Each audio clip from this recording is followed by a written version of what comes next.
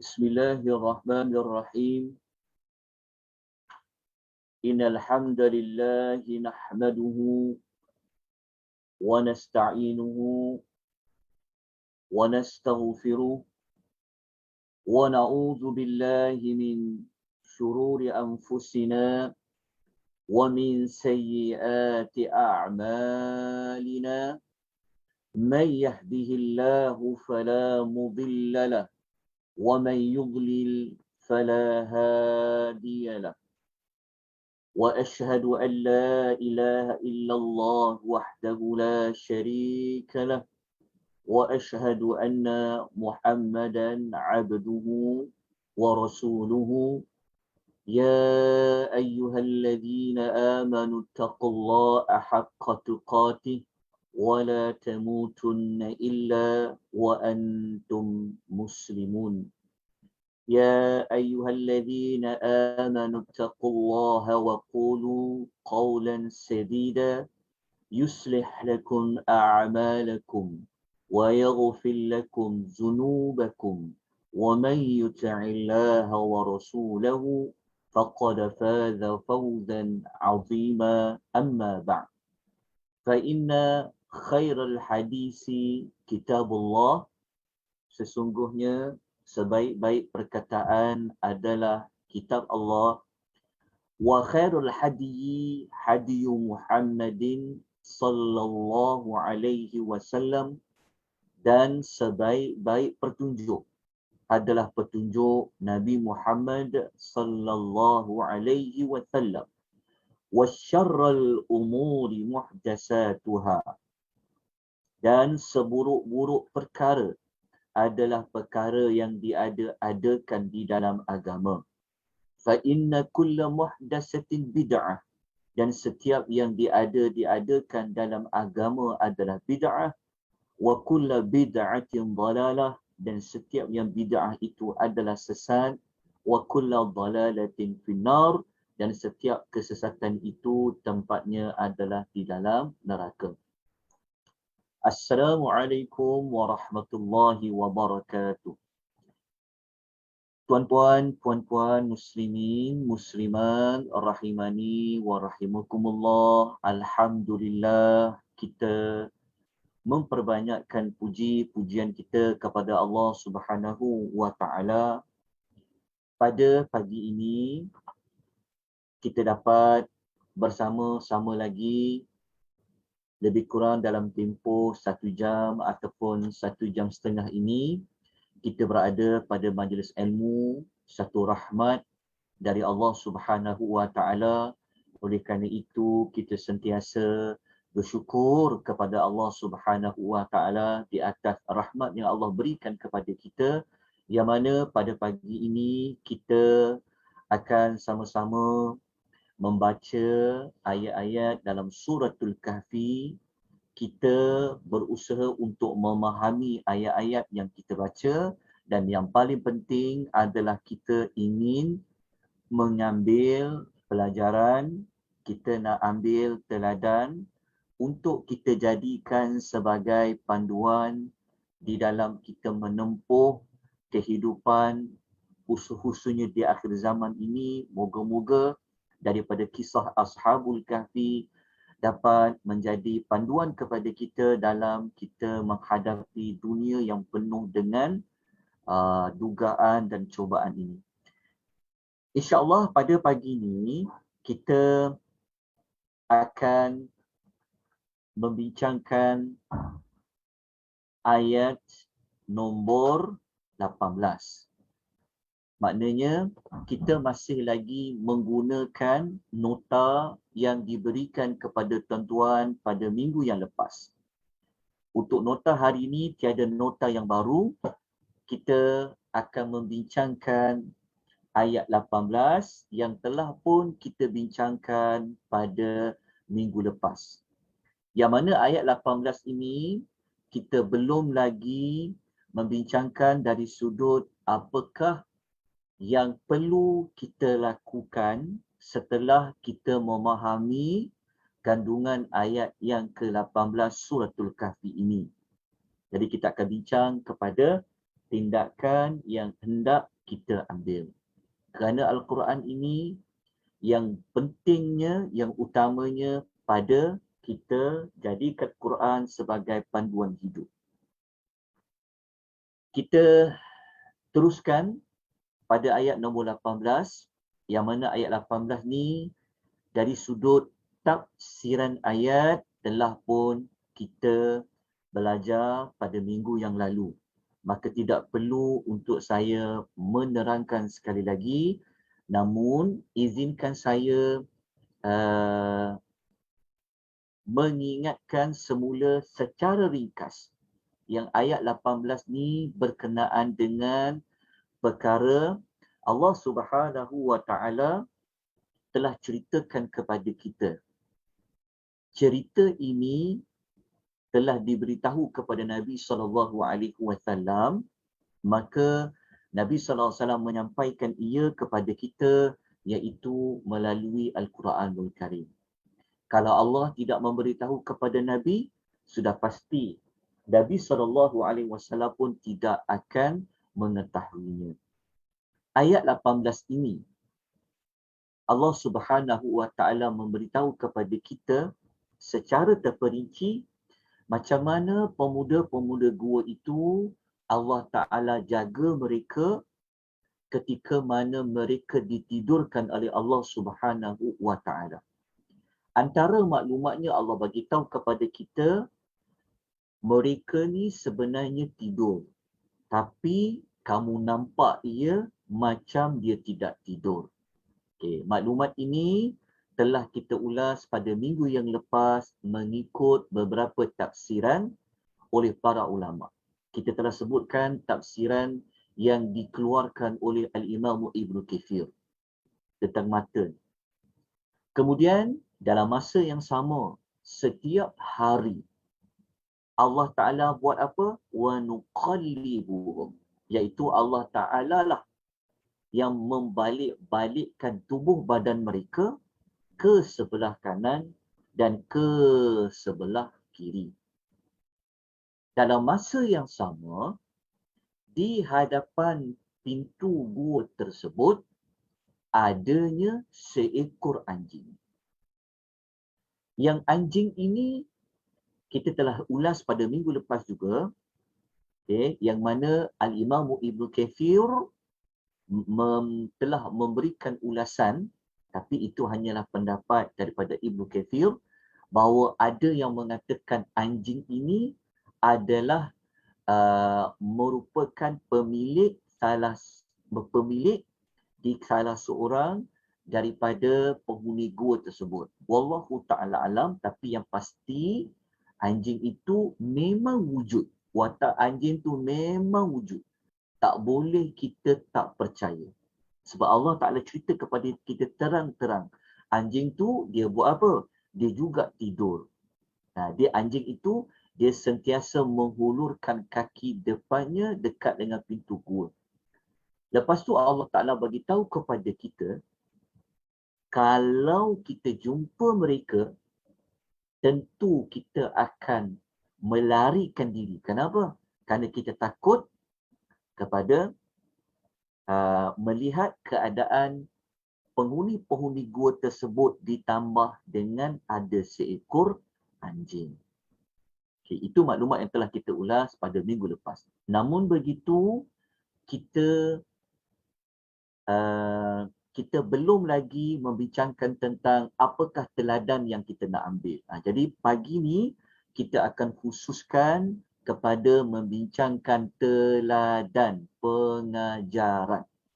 Okay, maka kena banyakkan bersabar kalau nak mengikuti tadabbur suratul Kahfi setiap hari Sabtu, kerana kita masih lagi pada ayat yang ke-18.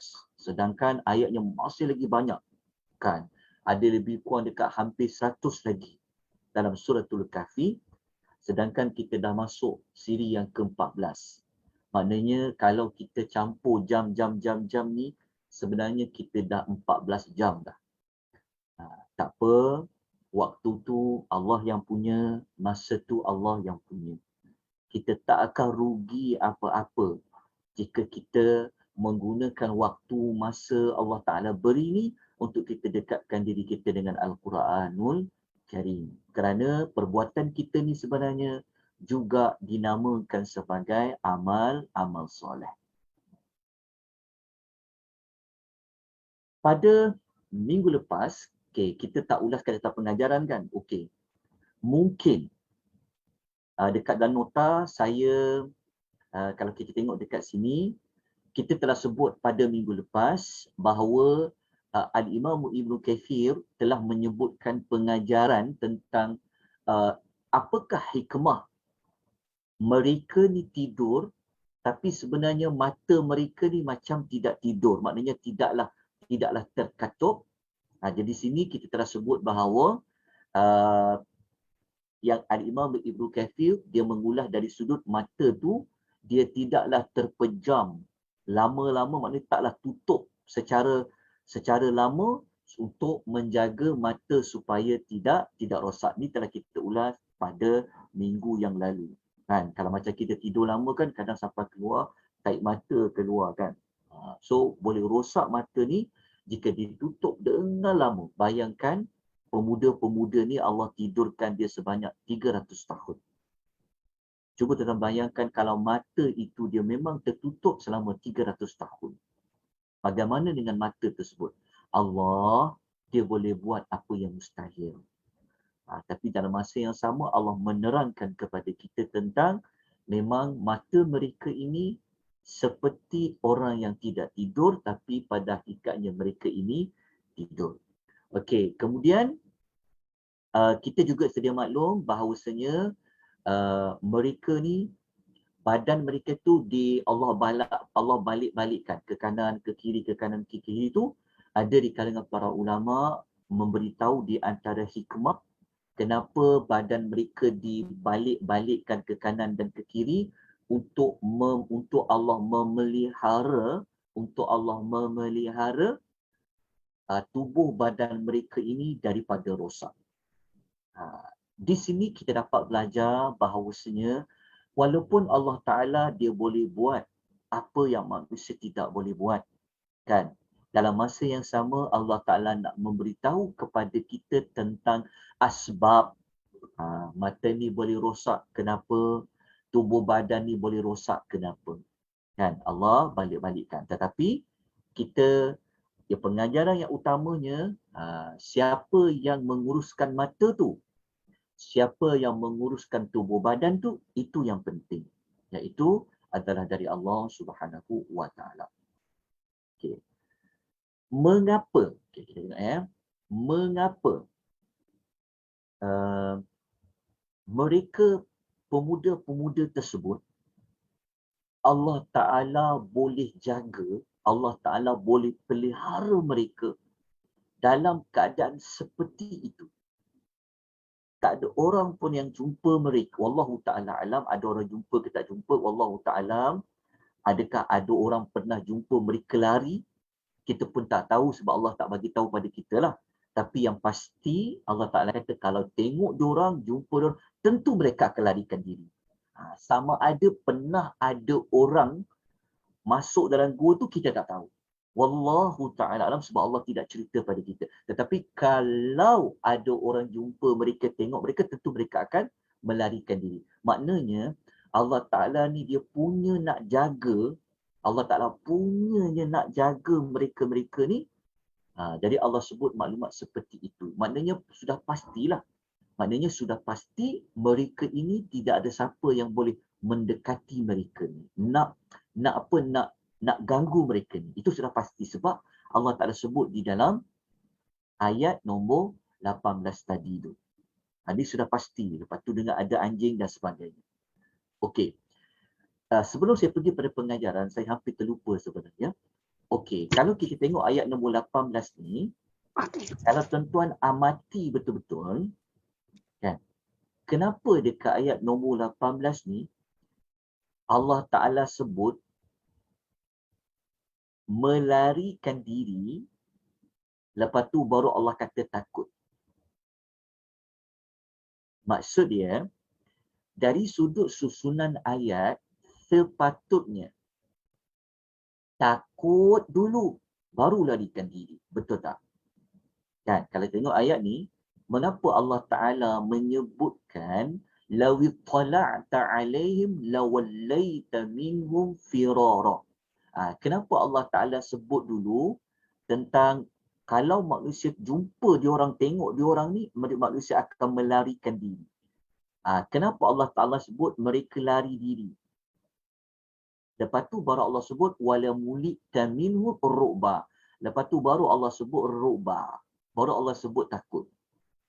Maknanya Allah mengkemudiankan menyebut takut, Allah Ta'ala mengawalkan melarikan diri. Sepatutnya, kalau ayat yang biasa, takut dulu baru lari diri. Bukan lari diri, lepas tu baru takut. Tak, betul tak? Okey.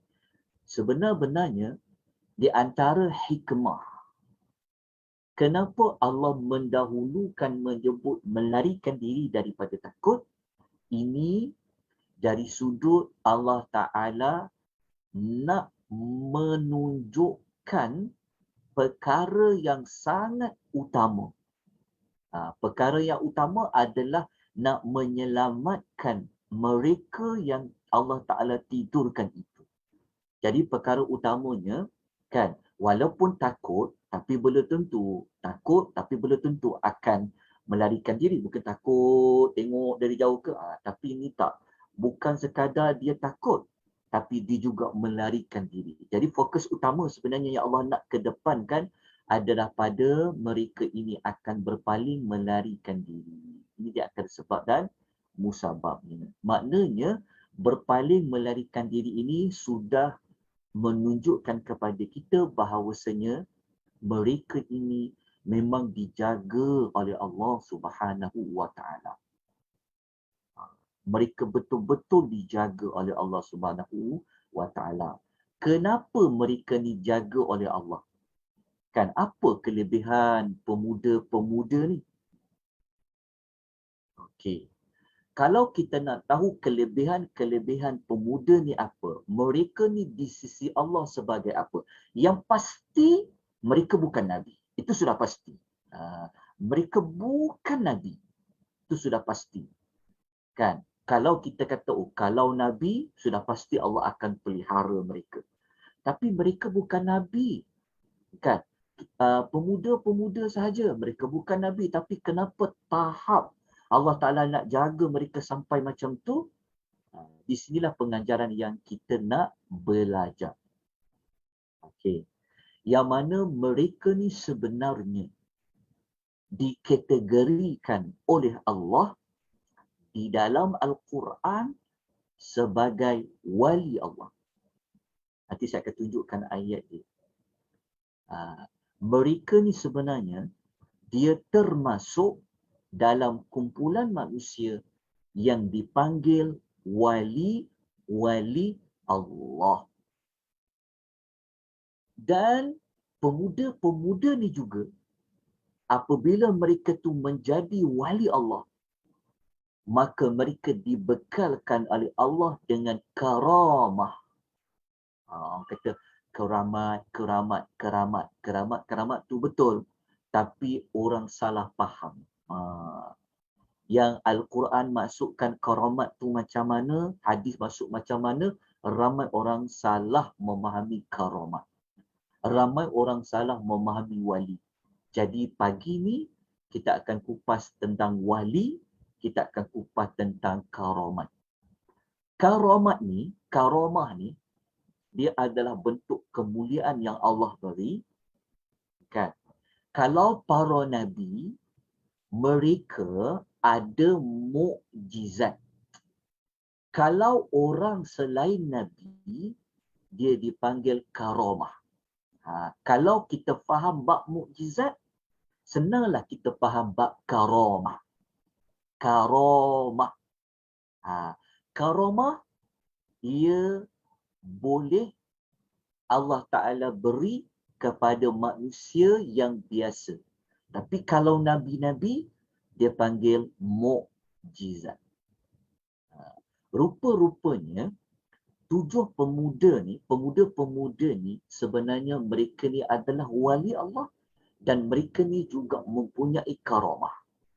Karamah tu bayangkan, macam mana mereka boleh tidur beratus tahun, mata mereka tidak rosak, badan mereka tidak rosak. Kan?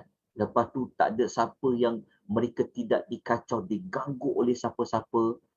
Kan? Nanti kita akan sebut, inilah pengajaran dia. Jadi pengajaran dia, macam mana kita boleh jadi macam pemuda-pemuda ini untuk mendapat title wali dan boleh mendapat karamah. Boleh ke tak boleh? Jawapannya boleh. Boleh macam mana? Kejap lagi kita akan bincangkan. Okey, sebelum tu kita akan bincangkan tentang watak anjing. Watak anjing American. Kita dah sebut pada minggu lepas bahawasanya Al-Imam Ibnu Kathir, bukan, ini adalah ulasan, sekejap kita tengok. Okey, kita baca ulasan Al-Imam Qurtubi. Kalau kita tengok dekat tindakan ni. Dekat tindakan selepas tadabbur ni, okey, tindakan kita nak ambil yang pertama, kita nak bincang yang pertama, iaitu dalam hidup kita, lepas kita tahu tentang suratul Kahfi ini, ayat tentang ini, bukan sekadar kita baca je Jumaat, duk fikir tentang nak elak dari Dajjal semata-mata. Bacalah Jumaat malam, Jumaat siang. Tapi kalaulah hafalah surah Kahfi ini sekalipun, tapi dalam hidup, okey, masih kawan-kawannya, rakan-rakannya, orang di sekelilingnya itu, kalau dia tak ambil peduli, maka tidak memberi kesan, tidak boleh membantu kita untuk kita mengelakkan daripada fitnah-fitnah akhir zaman. Terutama nanti apabila kedatangan Dajjal. Sebab kita nak jaga iman, salah satu faktor iman itu dijaga, kita kena lihat kita duduk kumpulan mana, bersama dengan siapa. Kerana iman ini juga ia bergantung kepada iman orang-orang yang berada di sekeliling kita semua. Sebab itu tindakan yang pertama yang kita kena ambil. Okey, kita kena bersihkan, kita kena cari mana-mana, kita kena tengoklah diri kita ni sebenarnya kita bersama dengan siapa. Waktu kita habis dengan siapa, masa kita habis dengan siapa. Jadi tindakan yang pertama, kita kena sentiasa bersama dengan orang-orang yang soleh. Bersama dengan orang-orang yang soleh. Kenapa kita kata kena buat tindakan macam ni? Kerana watak anjing tu Allah Ta'ala sebutkan dalam ayat nombor 18 tadi tu. Kenapa watak anjing tu Allah Ta'ala paparkan? Okay. Inilah ulasan yang dilontarkan oleh Al-Imam Qurtubi. Maklumat ni, kalau kita buka dalam tafsir Al-Qurtubi, Al-Imam Qurtubi rahimahullah, dia ketika pada ayat nombor 18 ni, beliau membuat komentar. Beliau buat ulasan kepada kita. Mana Imam Qurtubi kata apa? Dia kata, "Idza kana ba'dul kilabi qad nala hadhihi darajatal ulya." Dia kata, jika sebahagian anjing telah mendapatkan darjat yang tinggi, bisuhbatihi wa mukhalaqatihi suhala wal awliya. Al-Imam Qurtubi rahimahullah, beliau kata, kalau anjing telah mendapat darjat yang tinggi kerana dia menemani, berkawan dan bergabung dengan orang-orang yang soleh dan para awliya. Hatta akhbarallahu ta'ala bidzalika fi kitabihi jalla wa ala. Kata Al-Imam Qurtubi, dia kata, anjing ni ada sebahagiannya telah mendapat kedudukan yang tinggi. Kenapa? Kerana dia berkawan, dia bersama-sama dengan orang yang soleh, dia bersama dengan para wali, sehingga kan cerita dia terdapat di dalam kitab Allah Jalla wa'ala. Okay, lepas tu Al-Imam Qurtubi melontarkan persoalan tu pada kita. Dia kata, فَمَا ظَنُّكَ بِالْمُؤْمِنِينَ الْمُوَحِّدِينَ الْمُخَالِطِينَ الْمُحِبِّينَ لِلْأَوْلِيَاءِ وَالصَّالِحِينَ. Okay, Imam Qurtubi dia kata, maka bagaimana pendapat kamu? Dia kata, bagaimana pendapat tuan-tuan dan puan-puan tentang orang-orang mukmin yang ada, yang selalu berkumpul, yang mencintai para wali, mencintai orang-orang yang soleh. Dia buat tanda soal. Maksudnya dia kata, kalau anjing itu watak dia Allah sebutkan sekali di dalam Al-Quran, kenapa wataknya disebutkan?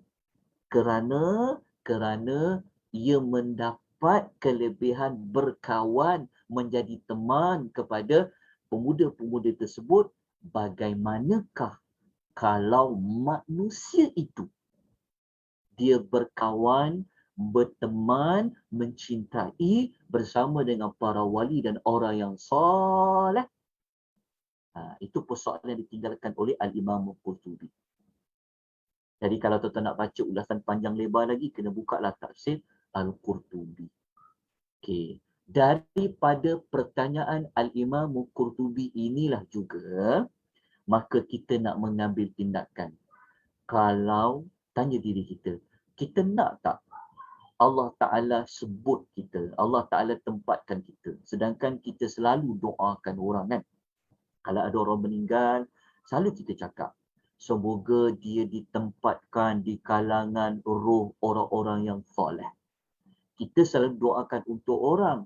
Kita ni sendiri ada usaha tak untuk kita bersama dengan orang-orang yang soleh?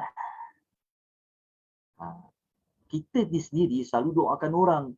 Semoga roh dia bersama dengan para nabi, para orang-orang yang soleh, para siddiqin. Tetapi doa yang kita baca tu sepatutnya kita kena lontarkan balik kepada kita. Lepas tu kau tak nak.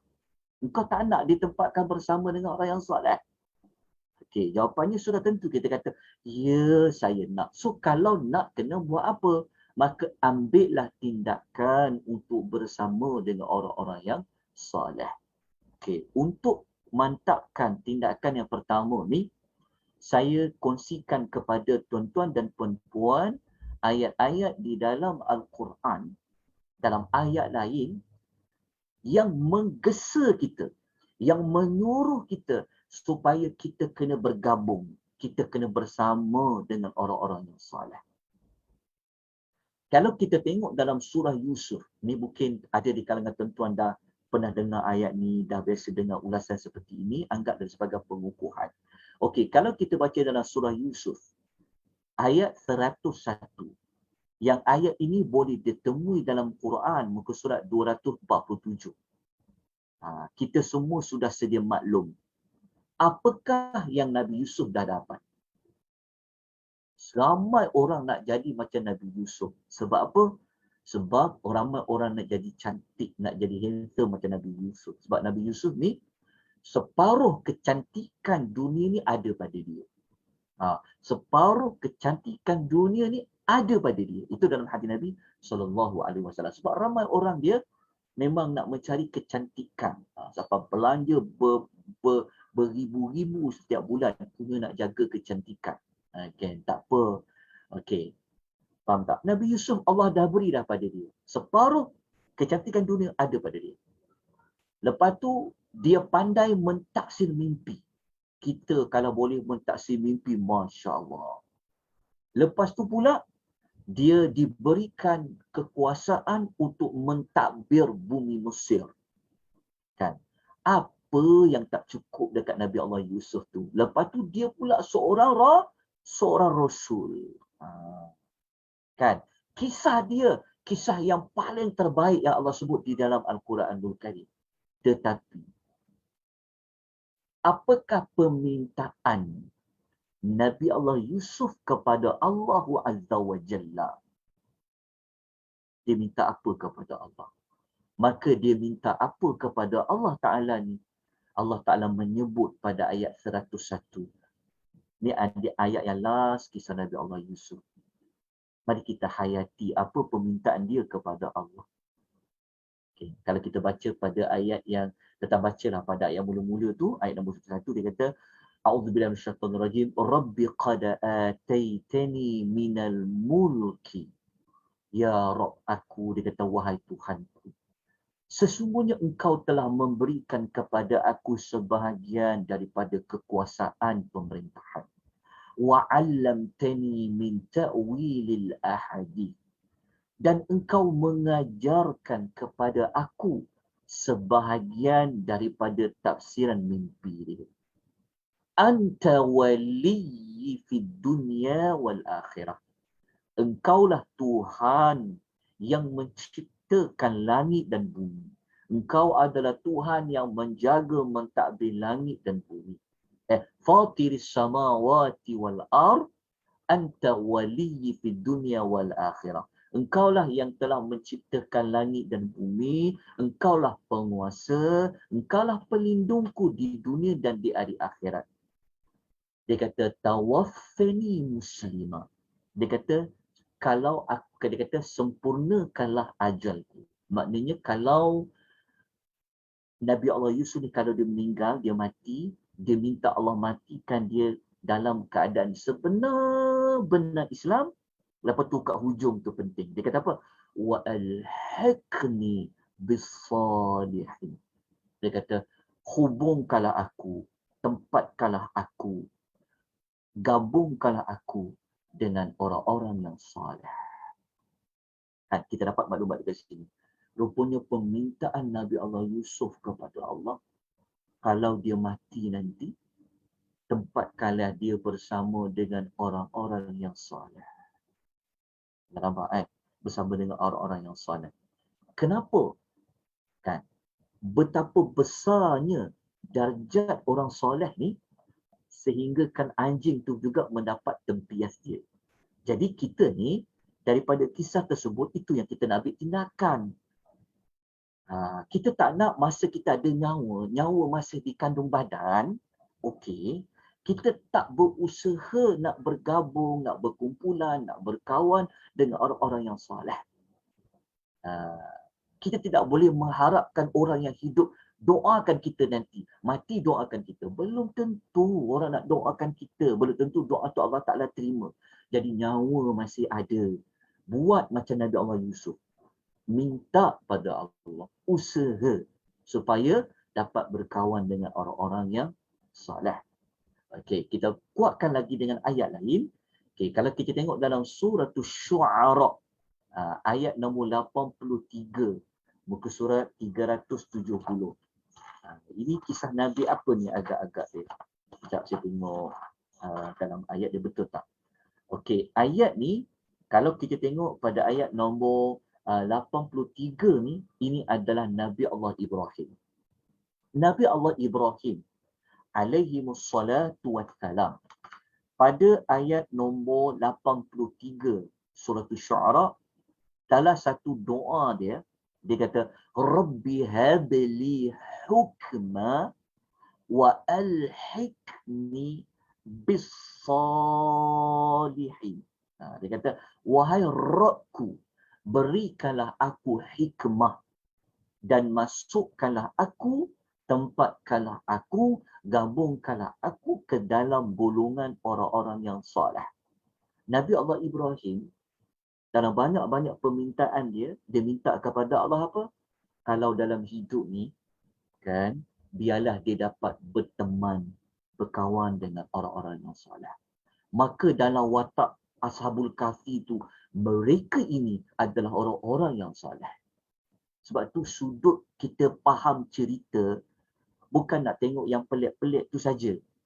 Kan 300 tahun, tapi kita terlupa untuk jadikan mereka pemuda-pemuda ini adalah idola kita, idol kita, ikon kita untuk jadi macam mereka. Sebab apa? Sebab mereka adalah orang-orang yang saleh. Kan? Nabi Allah Ibrahim tu minta kepada Allah untuk jadikan hidup dia bersama dengan orang yang saleh. Kenapa? Nanti kita akan ulaskan lagi. Tapi kita nak tunjukkan dulu betapa pentingnya masa hidup ini. Okey, bersama-sama dengan orang-orang yang saleh. Sangat penting. Okey. Kita sambung lagi kepada satu lagi ayat. Ayat ni, Masya Allah, saya tak masukkan ayat. Saya letak tak ayat mana ni? Allah, saya tertinggal ayat ni. Ayat ni, ini adalah doa. Ini adalah doa Nabi Allah Sulaiman alaihi wassalatu wassalam. Sekejap, saya takut saya lupa. Okey, catat. Saya catat tak dekat situ dia punya ayat dia. Sama ada suratul Namli. Sekejap, saya terlupa ayat dia 19 ni. Tuan tulis sekejap minta rakan-rakan tolong semak sekejap ayat 19. Suratul Namli ke ni? Nabi Allah Sulaiman. Sekejap. Ya, Nabi Allah Sulaiman. Ya, ayat nombor, maafkan saya tak tulis kat tu kan. Dekat atas tu, okey, tulis. Suratul Namli, surah nombor 27. Tulis, surah nombor 27, Suratul Namli, muka surat 378. Nah, tulis kat situ, doa Nabi Allah Sulaiman. Okey, siapa yang telah mengikuti kelas doa-doa yang terbaik dalam Quran, hadis Isnin, kita dah belajarlah doa ni. Okay, kita dah belajar dah doa ini, iaitu doa untuk menjadi orang yang bersyukur pada Allah. Antaranya boleh amalkan doa ini dibaca. Tapi dalam masa yang sama, dalam doa ini ada satu permintaan. Bukan sekadar nak minta Allah jadikan kita orang bersyukur. Tapi nak minta kepada Allah supaya Allah Ta'ala jadikan kita di kalangan orang-orang yang soleh. Okay, ini doa Nabi Allah Sulaiman. Setelah dia mendengar suara semut. Kan, orang lain tak boleh dengar, dia boleh dengar, dia doa pada Allah. Jadi doa dia tu kita ambil yang hujung lah. Kita terus kepada hujung untuk kita jimatkan waktunya. Kita ambil daripada perkataan wa'adkhilni. Okey. Dia sebut, dia kata wa'adkhilni birahmatika fi ibadika salihin. Dia kata, masukkanlah aku dengan limpah rahmatmu ke dalam kumpulan hamba-hambamu yang saleh. Nabi Allah Sulaiman, tuan-tuan. Apa yang Nabi Allah Sulaiman tak ada pada dia, kan? Kita semua siang malam, ada orang siang malam, pagi petang untuk dia mengumpulkan kekayaan dunia dia. Betul tak? Nabi Allah Sulaiman ni, Allah dah beri dia segala-galanya. Dapat pangkat Nabi, betul tak? Dia dapat tentera yang ramai, boleh dengar suara burung, dia boleh bercakap dengan burung, boleh dengar suara semut. Betul. Tetapi, Allah dah bagi dia segala-galanya. Tetapi, permintaan yang dia minta kepada Allah, supaya Allah Ta'ala masukkan dia dalam kumpulan hamba-hambamu yang soleh. Inilah sepatutnya yang kita cari dalam hidup kita. Bukan kita mengejar kekuasaan semata-mata. Bukan bab-bab lain. Tetapi benda yang kita mesti minta kepada Allah. Supaya hidup kita ini sentiasa bersama dengan orang-orang yang soleh. Kita nak kawan dengan kawan cerita pemuda-pemuda tadi tu. Kita rasa cemburu dengan anjing tu. Kita sangat cemburu dengan anjing tu kerana watak dia Allah sebut di dalam Quran. Jadi kita nak biarlah kita ni nanti juga menjadi manusia yang disebut-sebut namanya di kalangan orang-orang yang saleh. Okay. Kita dah dapat dah pengukuhan, kan, betapa pentingnya bersama dengan orang-orang yang soleh. Kalau tak penting, Nabi Allah Yusuf tak minta macam tu. Kalau tak penting, Nabi Allah Ibrahim tak doa macam tu. Kalau dia tak penting, Nabi Allah Sulaiman tak minta macam tu. Adakah kita memikirkan tentang maklumat ni? Cuba tengok kawan-kawan kita yang dekat dengan kita. Kan? Kita banyak habiskan masa kita bersama dengan siapa. Dan sebagainya lah. Kan? Okay. Jelas maklumat ini? Okey. Kita teruskan pada satu lagi doa. Ini bukan doa lah. Tapi ini adalah penyesalan orang-orang yang mereka ni masa nak mati, mereka nak Allah hidupkan. Ini dalam surah Al-Munafiqun. Ayat 10. Muka surat 555. Tengok. Kalau, ini watak benar tuan-tuan ya, Allah Ta'ala cerita. Kalau ada orang dia nak mati, masa tu baru nak minta kalau Allah boleh hidup semula pada mereka, mereka nak minta buat apa. Bila kita baca pada ayat ni, Allah Ta'ala pesan. Allah Ta'ala kata apa? Wa anfiqu mimma razaqnakum min qabli an ya'tiya ahadakumul maut. Allah kata, nafkahkanlah, infakkanlah sebahagian daripada rezeki yang kami berikan kepada kamu. Kenapa? Sebelum seseorang daripada kamu sampai ajal maut. Tuhan kata, masa hidup ni cepat-cepat belanjakanlah harta tu pada jalan Allah. Infakkanlah harta tu sebelum mati.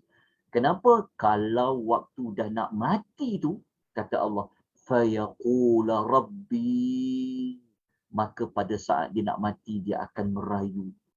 Dia akan berkata kepada Allah, Rabbi, wahai Tuhanku, laula akhartani ila ajalin qarib. Dia kata, alangkah baiknya kalau kau janganlah matikan aku lagi, lambatkan sikit matiku ke satu masa yang bagi aku tempoh sekejap je lagi untuk aku hidup, dia kata. Panjangkan sikit umurku, sikit saja minta panjangkan umur. Kenapa mereka nak minta panjangkan umur tu? Mereka kata dekat selepas tu, mereka kata, fa'asaddaqa, supaya aku dapat bersedekah. Masa sikit ni aku nak gunakan untuk bersedekah. Wa akum minas salihin. Dan supaya dalam masa yang sedikit ini, aku menjadi di kalangan orang-orang yang saleh. Okey. Tuan-tuan, ini permintaan orang kalau dia nak mati. Dia nak minta buat apa? Dia nak bersedekah. Dan dia nak termasuk dalam kalangan orang yang saleh. Agak-agak ayat 10 ni, orang yang macam ni, dia boleh dapat peluang lagi tak? Untuk dia dipanjangkan umur. Walaupun 1 minit. Jawapannya adalah tidak. Kalau dah mati, habis. Tapi kat sini kita belajar. Kita belajar sesuatu benda yang besar dalam hidup kita.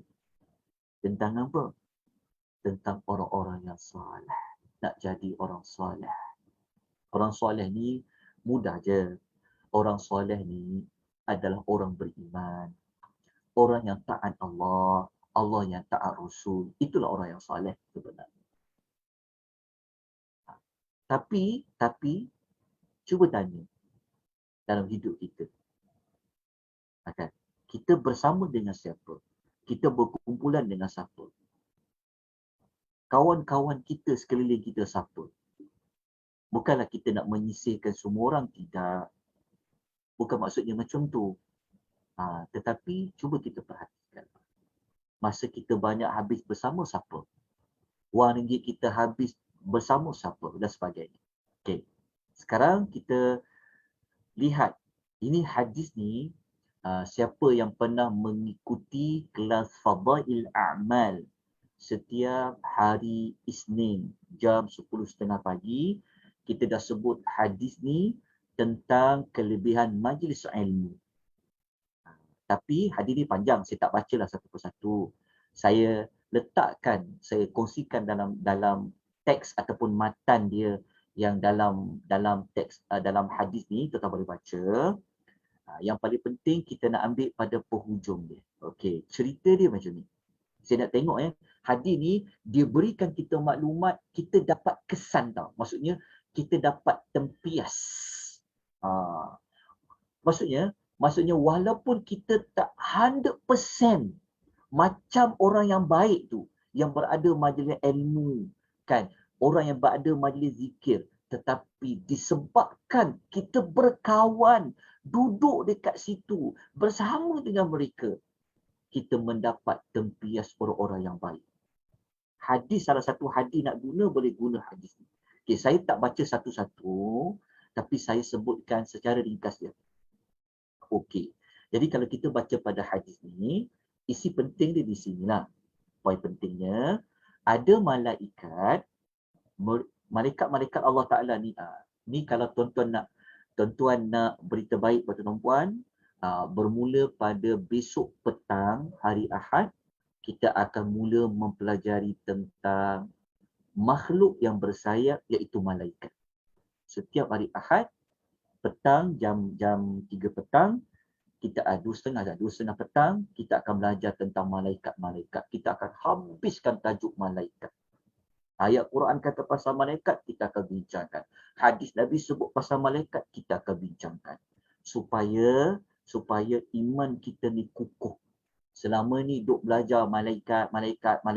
Tapi kalau kita tanya, cerita sikit pasal malaikat ni apa? Macam mana kesan malaikat dalam hidup kita? Sebab itu kita kena belajar. Jadi insya-Allah boleh ikuti pengisian pada besok petang. Saya sedang susun dia punya syllabus dia. Dan kita akan bentangkan. Jadi malaikat ni tuan-puan, ada kerja malaikat ni dia terbang, dia cari mana-mana majlis ilmu. Jadi apabila dia jumpa pengkumpulan grup-grup manusia yang duduk dalam majlis ilmu, duduk dalam majlis zikir, mereka akan turun. Apabila mereka turun, mereka duduk sama-samalah dengan orang yang duduk majlis zikir tu. Majlis zikir tu maknanya majlis mengingati Allah, cerita pasal Islam, cerita pasal agama, cerita pasal nak buat kebaikan apa-apa. Kan nak bincang, kita nak buat program apa untuk umat ni, macam mana kita. Itu semua termasuk dalam majlis zikir. So malaikat akan turun. Okey, lepas tu, selepas majlis zikir tu, isi penting dekat sini lah, kita tengok kat sini, malaikat tu dia mengikuti majlis-majlis zikir dekat sini. Lepas tu setelah zikir tu selesai, maknanya grup tu berpisah, berpisahlah, bersurailah semua orang, dah habis dah majlis tu, maka para malaikat dia akan naik ke langit. Sebab tugas dia dah habis. Dia naik ke langit. Dia naik ke langit, maka Allah Ta'ala tanya pada mereka. Allah Ta'ala tanya pada mereka, Allah Ta'ala tahu. Tapi Allah tanya pada malaikat, kamu semua datang dari mana tadi? Mereka cakaplah, kami semua baru pulang dari hamba-hambamu yang ada kat muka bumi ni. Mereka ramai-ramai ni bertasbih, bertakbir, bertahlil, bertahmid, memohon sesuatu daripadamu. Mereka minta sesuatu kepada engkau, ya Allah. Maka Allah Ta'ala tanyalah, apa yang mereka minta? Kalau kita baca dekat hadis ni, akan jumpa. Mula-mula, malaikat tu cakap, mereka minta syurgamu, ya Allah. Macam kita semua kan, walaupun secara online kan kita buat majlis ilmu ni, majlis zikir lah, ingat pada Allah, ingat kebesaran Allah kan. Sudah tentu permintaan kita nak syurga, maka Allah Ta'ala tanyalah, soal jawab dengan para malaikat. Jadi kita kena baca hadis ni. Saya tak bacalah satu-satu, sebab nanti panjang pula nak kupas hadis ni satu saja. Tapi kita ambil pada isi penting. Kenapa saya paparkan hadis ni? Kenapa kita kena tahu hadis ni? Kita bacalah pada penghujung dia. Lepas tu Allah Ta'ala tanya pula, mereka nak minta perlindungan aku dari apa? Maka mereka kata, mereka minta lindung kepada engkau, ya Allah, daripada neraka. Yalah, sebab apa? Sebab kalau kita minta syurga, dalam masa yang sama, kita mesti minta jauh daripada api neraka. Sebab apa? Sebab kalau neraka dekat dengan kita, macam mana kita nak masuk syurga? Kan? Jadi kalau nak masuk syurga, kenalah Allah jauhkan daripada neraka. Sebab tu mereka kata mereka minta syurga. Lepas tu mereka minta perlindungan kau daripada neraka. Okey. Dah selesai dah. Okey. Lepas tu Allah Ta'ala kata pada malaikat. Lepas tu Allah Ta'ala bagi tahu. Ini maklumat dia. Ini pentingnya kalau kita berada dalam majlis ilmu. Majlis-majlis zikir, ingat kepada Allah. Kadang-kadang jauh nak pergi satu tempat tu. Kadang-kadang nak tempuh jam lagi kan. Kadang penat tapi punya nak gagahkan juga tu. Pergilah majlis-majlis ilmu ni kan. Jadi Allah Ta'ala kata apa? Allah Ta'ala kata, aku telah mengampuni mereka. Aku beri apa yang mereka minta tadi. Aku beri lindung kepada mereka perlindungannya. Maksudnya Allah Ta'ala kata pada para malaikat. Malaikat-malaikat, mereka nak minta keampunan dosa tu, aku tunaikan. Mereka nak minta syurga, aku akan beri. Mereka nak minta lindung daripada api neraka, aku nak bagi. Tiba-tiba tuan-puan, inilah dia punya, inilah poin yang saya nak gunakan. Kenapa paparkan hadis ni? Okey. Tiba-tiba malaikat cakap apa? Malaikat kata apa? Malaikat kata, Ya Rabb, dalam ramai-ramai itu ada seorang hamba ni, dia banyak buat kesalahan. Tapi, dia bukan nak duduk dengan orang berzikir tu sebenarnya. Dia berjalan sahaja di antara orang berzikir tu dan dia duduk bersama dengan mereka. Maksudnya apa? Maksudnya dia ni sebenarnya bukanlah duduk dalam grup tu nak belajar ilmu. Mungkin dia baru sampai dekat tempat tu, dia nak rehat, dia duduklah lepak sekejap, dengar, dia duduklah dekat-dekat dengan orang majlis ilmu tersebut kan. Maka malaikat tanya, orang ni macam mana? Dia duduk dengan mereka tu juga ramai-ramai tadi tu. Kan? Dia banyak kesalahan dia. Dia duduk je sebenarnya. Okey. Lalu Allah Ta'ala kata apa? Inilah maklumat yang saya nak kongsikan kepada tuan-tuan. Macam mana anjing tadi, dia mendapat tempias berkawan dengan pemuda-pemuda tadi. Sehingga wataknya Allah sebutkan dalam Quran. Maka Allah Ta'ala kata kepada para malaikat, kepada orang seperti itu pun, aku berikan pengampunan kepada dia. Sebab apa? Kerana mereka ini ialah kaum yang tidak ditimpa kecelakaan. Kerana dia suka berkawan dengan orang-orang yang suka melakukan amalan baik. Tetap bayangkan. Maknanya, kalau yang ramai-ramai tadi memang niat dia pergi majlis ilmu, tapi ada seorang, kan, dia sebenarnya bukanlah nak berada pada majlis ilmu tersebut. Kan mungkin dia duduk sekejap kat situ kan. Allah Ta'ala kata apa? Dengan dia tu sekali, masukkan sekali mendapat kelebihan berada dalam majlis zikir. Sebab apa? Kita tengok. Tempias orang yang ramai yang baik tadi, yang duduk majlis ilmu, yang buat kebaikan, nak minta syurga Allah, cerita tentang kebesaran Allah sebagainya tadi tu, orang yang duduk dekat mereka ni, kena dia punya tempias dia. Allah masukkan sekali dia, gabungkan dia sekali bersama dengan orang yang mendapat pengampunan Allah. So hadis ni, dia bagi jawapan kita kat mana? Maksudnya hadis ni memberi maklumat kita apa? Kan? Walaupun mungkin kita tak boleh jadi 100% macam orang-orang yang soleh. Betul tak? Mungkin kita tak boleh jadi macam pemuda-pemuda tadi tu. Tetapi kita boleh mendapat tempias kebaikan pemuda-pemuda tu. Itu contoh pemuda lah. Jadi dekat sini, inilah tindakan yang kita nak ambil. Supaya biarlah cahaya Allah Ta'ala, biarlah hidayah Allah Ta'ala tu tempias juga kepada kita, kerana orang yang di sekeliling kita ini adalah orang-orang yang baik-baik. Orang yang beriman pada Allah, taat kepada Rasul dan sebagainya. Kita ambil pada watak anjing tadi tu. Okey. Hadis riwayat Muslim. Okey. Kita lanjutkan lagi sikit lagi. Cuma hadis ni saya tak letakkan dalam nota tuan-puan, tu tak kena tulislah. Ini ada pertambahan. Pagi tadi baru saya tambah. Okey. Satu lagi. Okey, kita baca hadis ni, kita nak tengok tentang apa? Tentang betapa pentingnya kita dah kena pilih kawan-kawan sebenarnya. Bukan kita nak sisihkan kawan-kawan kita yang merapu-rapu tu, tak. Kita bagi nasihat juga. Okey, tetapi kita tak nak buang masa kita dengan orang-orang yang menyebabkan kita terkesan. Hadis ni faham baik-baik. Faham baik-baik. Kenapa saya kata faham baik-baik? Dengar, amalkan. Sebab sekejap lagi saya akan tunjuk satu ayat. Siapa yang tak peduli hadis ni, siapa yang tak peduli cakap Rasul ni, nanti kita akan tengok pada ayat selepas ni saya akan paparkan. Sekejap lagi. Tunggu ayat tu. Okay. Kita baca hadis ni, Nabi pesan apa kat kita. Nabi SAW bersabda kepada kita, Ar-rajulu ala dini khalilih. Nabi kata seseorang itu, dia dilihat daripada agama sahabat karib dia. Maksud dia, iman kita, agama kita ni, dia sangat terkesan kepada agama sahabat karib kita. So, tuan-tuan, kalau kita kawan dengan orang yang, kita tengok dekat media sosial, siapa kawan tuan-tuan perempuan? Kadang-kadang, kalau kita dapat orang merapu je lah.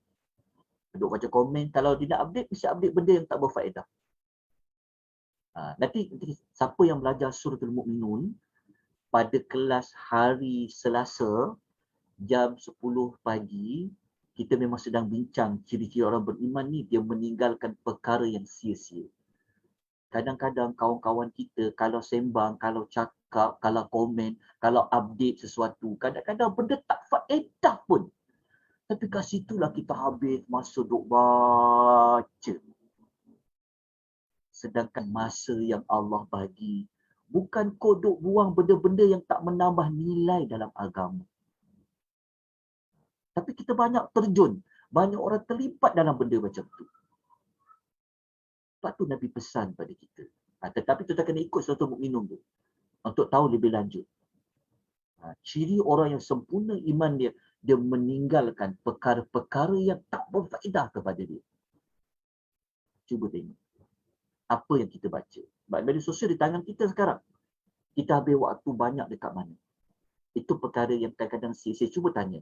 Nanti saya tak nak ulang terpanjang lebar lah. Sebab itu nanti dekat Suratul Mukminun. Tapi saya nak paparkan hadis ni, ingat. Pilih kawan yang baik-baik. Kita selalu pesan dekat anak-anak kita, cucu kita. Kat sekolah tu, carilah kawan yang baik-baik. Carilah BFF yang baik-baik. Tapi kita sendiri yang pesan pada anak. Yang pesan pada cucu. Kadang-kadang, siapa kawan kita? Kalau kita kawan dengan orang yang kaki politik. Asyik ni. Politik lah kita. Betul tak? Kalau kita kawan dengan orang yang suka travel lah kita. Kita kawan dengan orang yang kaki bola lah kita. Kalau kita kawan dengan orang yang kaki pancing lah kita. Saya sebut ni bukan nak mengatakan tengok bola tu tak boleh. Bukan nak kata travel tu tak boleh. Bukan saya nak kata shopping tu tak boleh. Tak. Tolong jangan salah faham. Tetapi setuju tak? Hidup kita ni, karakter kita kadang-kadang kita terkesan, terikut kepada kawan-kawan kita. Nabi sebut dah pada kita. Nabi kata apa? Seseorang itu dia terlihat dari agama kawan karib ni. Nabi kata, falyanzur, maka hendaklah salah seorang dari kamu buat apa? Mayukhalilu. Dia kena tengok dengan siapa dia bersahabat. Tengoklah. Ini pesanan Nabi SAW. Bukan pesanan daripada saya. Kerana kita duk belajar Ashabul Kahfi. Baca Suratul Kahfi tu. Tapi, kita terlupa bahawasanya pengaruh iman, kesan iman, hubungan kita dengan Allah terkesan daripada orang sekeliling kita. Sebab tu Nabi pesan, tengok, semak balik. Siapa yang kau kawan tu? Hadis riwayat At-Tirmizi. Hadis ni hadis kategori Hasan. Nombor hadis 2378. Kalau ada siapa tak nak, maksudnya kalau ada siapa-siapa tak nak peduli pesanan Nabi tadi, biarlah saya nak kawan dengan siapa-siapa pun. Kan? Dia abaikan pesanan Nabi ni, tolong hayati, renungkan ayat ni. Ayat ni, cuma dalam nota tu tak ada. Yang ni saya baru buat pertambahan. Okey, kita kena catat. Suratul Furqan. Ambil ayat ni. Suratul Furqan ayat 27 muka surat 362. Tentang ada manusia gigit jari di hari akhirat. Kenapa dia menyesal? Waktu orang menyesal ni, dia boleh menggigit jari-jari ni. Menyesalnya. Kenapa? Mari kita baca ayat. Sebab tu hidup ni kena selalu berada di bawah naungan wahyu ilahi. Hidup dengan pesanan-pesanan Al-Quran. Hidup dalam pesanan hadis-hadis Nabi SAW. Selamat kita dunia akhirat. Allah hantarlah fitnah apa sekalipun Dajjal. Kita boleh lari. Allah boleh lindungkan kita di hari akhirat. Sekarang dengan zaman-zaman fitnah pula. Fitnah ni yang paling berat pada agama kita. Pada iman kita. Jadi jaga. Jadi kalau siapa-siapa yang dia tak pedulikan pesanan-pesanan Nabi tadi tu, maka di antaranya Allah Ta'ala sebut dalam Quran ayat 27 suratul Furqan. Allah kata, wa yawma ya'uddu dhalimu ala yadayhi. Dan Allah kata, dan ingatlah kisah hari, iaitu ada satu hari akhirat nanti, kisah hari orang yang zalim menggigit kedua-dua tangannya. Dia gigit tangan ni maksudnya dia menyesal. Dia marah, tapi dengan dia gigit kedua tangan. Watak ini akan berlaku nanti di hari akhirat. Wataknya Allah kata, ingat hari orang menggigit kedua-dua tangan ni.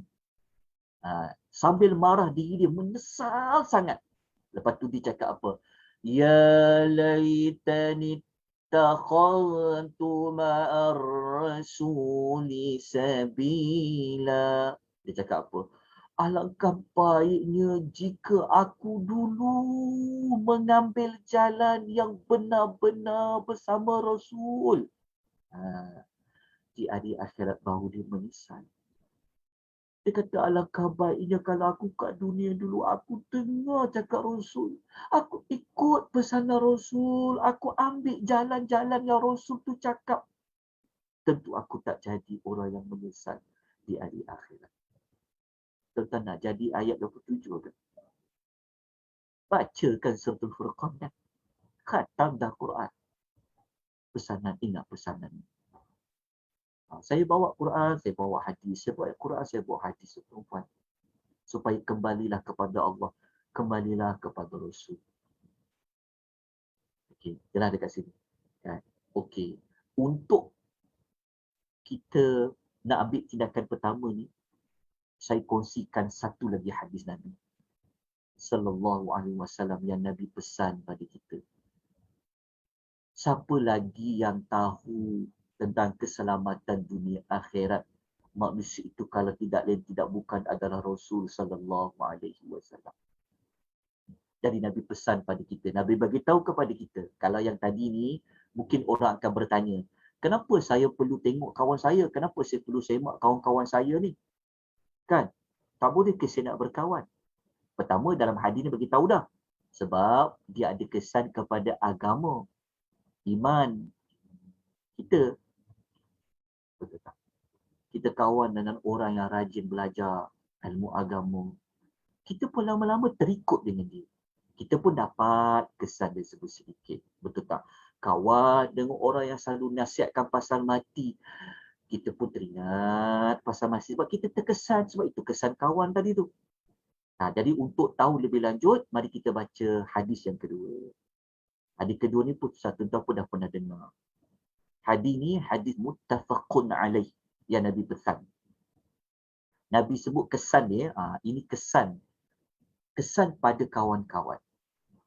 Okay, Nabi pesan, Nabi kata, saya terus baca pada sabda Nabi SAW. Nabi kata, Nabi SAW bersabda, sesungguhnya yang bermaksud, sesungguhnya diumpamakan teman yang saleh dan teman yang jahat seperti mana penjual minyak kasturi dan peniup api.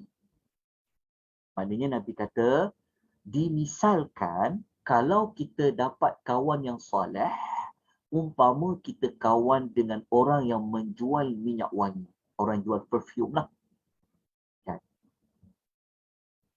Orang kawan dengan teman yang jahat umpama manusia yang kerja dia selalu bermain dengan api. Bermain dengan api, dia nak buat besi dan sebagainya. Okay. Bukanlah orang yang buat besi ni jahat. Tak. Nabi buat perumpamaan pada kesan dia. Lepas tu kadang-kadang kita suka, kalau kita pergi mall kan, banyak orang suka singgah di tempat perfume. Tetap pergi tempat tu tak akan dapat apa. Kita akan rasa jauh lagi dah rasa wangi dia kan. Tengok kesan dia. Okay, kita tengok Nabi kata apa. Nabi kata, kesan kau berkawan dengan penjual minyak wangi tadi, umpama kau berkawan dengan orang yang soleh, Nabi kata penjual minyak kasturi itu, kata Nabi. Kalau dalam bahasa kita, penjual perfume lah, mudah kita faham. Mungkin kita kawan dengan dia, kita dapat perfume tu dia bagi.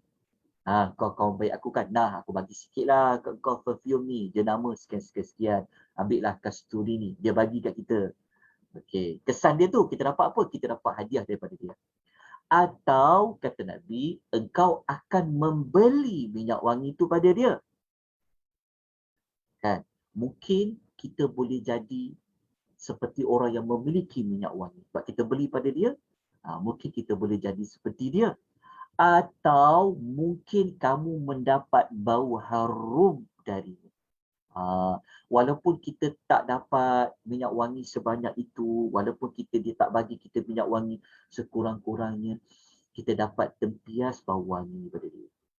Macam itulah kawan dengan orang yang soleh, dengan orang yang baik. Kalau kita tak boleh jadi baik seperti dia pun, tapi kita menumpang dapat kebaikan pada dia. Apa kebaikan dia? Dia selalu ingatkan kita, dia selalu bagi nasihat kepada kita dapat bimbingan daripada dia. Tengok Nabi pesan, Nabi buat perumpamaan. Lepas tu Nabi kata, kalau kau kawan dengan teman yang buruk, umpama orang yang peniup api ni, kalau kau kawan dekat-dekat dengan orang yang peniup api ni, mungkin kau kawan dengan dia menyebabkan baju kau terbakar. Apa maksud Nabi? Mungkin kau akan terbakar. Apa maksud dia? Kalau kita kawan dengan orang yang jahat, keburukan dia tu nanti akan kena pada kita. Kita dapat kejahatan tu sekali. Itu umpama kita berkawan dengan orang yang buat api.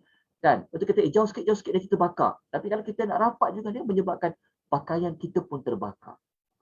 Ataupun kata Nabi, kau akan mendapat bau busuk darinya. Walaupun kita tak jadi jahat seperti dia, tetapi sedikit sebanyak tempias keburukannya akan kena pada kita. Tak faham tak? Sedangkan kita tak macam dia, mungkin orang akan tuduh kita sekian-sekian. Contoh, hadis muttafaqun alaih. So hayatilah pesanan Nabi ini kepada kita. Jelas tak? Kita sepatutnya nak mendapat tempias macam watak anjing tadi. Sebab apa? Sebab dia berkawan dengan pemuda-pemuda yang jaga iman dia, taat pada Allah. Okey, selesai. Kita sambung satu lagi. Okey. Satu lagi ayat Quran saya nak kongsi, ayat 28 dan 29 surah Furqan. Ambil ayat ni tuan. Ayat 27 tadi kalau boleh ingat, ayat 28 29 kalau boleh ingat. Kalau kita nak pesan dekat cucu kita, anak kita, kita boleh ambil ayat ni. Betapa penting kawan ni. Okay, kita tengok ayat 28 29. Kalau ayat 27 tadi mereka menyesal tak nak ikut para nabi, yang ini mereka menyesal sebab berkawan, sebab dapat kawan macam tu dekat dunia. Kita baca ayat ni. Allah kata, ya wailata laitani lam attakhidh fulanan khalila. Yang gigit jari tadi tu, di hari akhirat tu menyesal sangat. Dia kata apa? Celakanya aku. Alangkah baiknya jika aku tak ambil dia ni menjadi sahabat qarib. Baru nak menyesal. Kenapalah aku kawan dengan dia dulu? Kenapa aku jadikan dia kawan aku? Ayat 29 menyatakan, laqad adallani 'anidh dhikri ba'da idh ja'ani وَكَانَ الشَّيْطَانُ لِلْإِنسَانِ خَذُولًا. Sesungguhnya dia telah menyesatkan aku daripada jalan peringatan setelah dia datang kepada aku. Maknanya orang ni dia menyesal sebab apa? Sebab apalah aku kawan dengan dia dulu. Dia ni lah yang menyebabkan aku jauh daripada peringatan Al-Quran. Sedangkan peringatan tu dah sampai dah kepada aku. Aku tahu ayat Quran ni macam ni. Aku tahu peringatan Allah macam ni. Tapi kenapalah aku tak nak ikut ayat Quran tu? Kenapa tak nak ikut pesanan Nabi ni? Kerana ada kawan yang ajak kau jauh daripada Al-Quran dan juga hadis Nabi SAW. Di antara kawan sebenar-benarnya juga antara syaitan itulah, teman tu. Dan syaitan itu sentiasa mengecewakan manusia. Okey, diambil pengajaran secara umum. Cuba hayati ayat. Nak ke kita jadi manusia seperti ini? Jawapannya kita tak nak. Kan? Oleh sebab itu, tindakan pertama apa tadi yang kita kena buat adalah bersama dengan orang-orang yang soleh, orang-orang yang baik-baik, orang-orang yang bawa kita kepada ingat Allah, ingat kita kepada Rasul, orang yang selalu ingatkan kita tentang hala tuju hidup ni untuk apa, yang selalu bagi kita nasihat pada dia. Yalah kawan kita tak ramai, tak apa, tak apa. Tak perlu ada friend nak sampai 5,000 cecah dekat FB tu. Tak perlu ada ramai-ramai follower, tak perlu, tak apa. Tapi ramai orang mengejar berapa ramai follower aku dalam Instagram. Berapa ramai follower aku dalam FB, siapa friend aku suka. Tapi nanti di hari akhirat, adakah follower yang sampai juta-juta tu boleh membantu kita jauh daripada api neraka? Adakah follower yang ramai-ramai tu yang akan ingat kita nanti setiap hari di dalam kubur? Adakah kita dapat tempias iman? Adakah follower kita ramai tu iman kita bertambah, kita jadi baik? Ke follower ramai tu menyebabkan kita jadi lebih terpedaya dan sebagainya? Tuan-tuan, fikir-fikirkanlah. Kalau fikir dunia semata-mata, itulah jawapannya. Tapi kalau fikirkan alam yang satu lagi, kita kena bawa berbeza. Biarlah kawan-kawan kita yang macam, biarlah contoh, biarlah kita kehilangan 1,000 orang kawan. Tetapi cukuplah aku ada 7 kawan seperti mana pemuda-pemuda tua tu. Biarlah dekat FB aku ada 7 je kawan aku. Betul.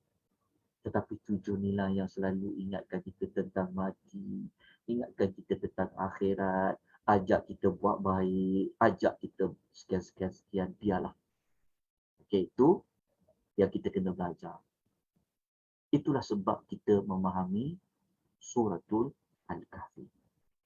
Okey, kita pergi yang kedua. Okey, yang kedua, kita semua nak dapat kelebihan macam pemuda-pemuda tadi. Apa kelebihan dia? Kita nak menjadi wali Allah Subhanahu wa taala. Tuan-tuan nak tak dapat kelebihan macam pemuda-pemuda tadi? Allah jaga mereka. Jawapannya boleh.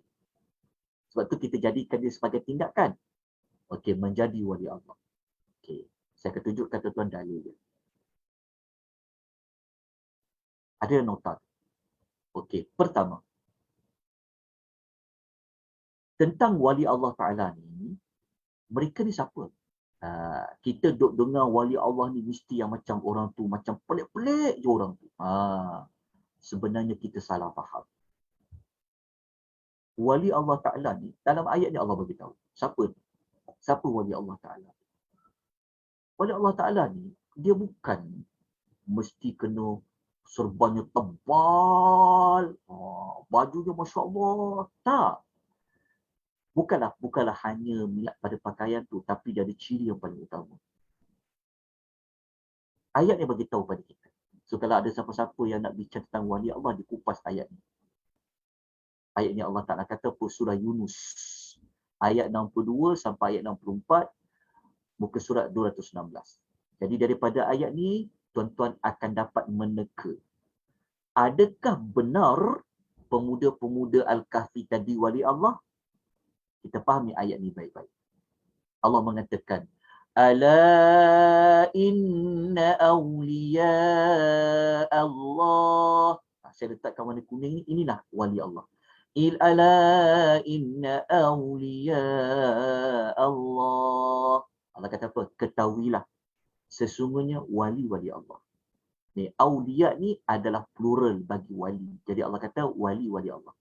Allah kata pada kita, for your information. Allah kata, ketahuilah, kata Allah.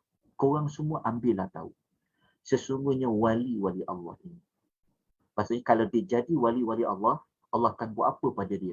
La khawfun alaihim. Mereka tidak akan ada kebimbangan terhadap mereka. Wala hum yahzanun. Dan mereka pula tidak akan bersedih.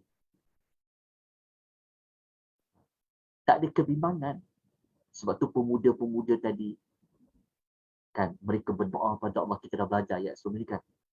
Kalau orang tengok mereka, orang lari.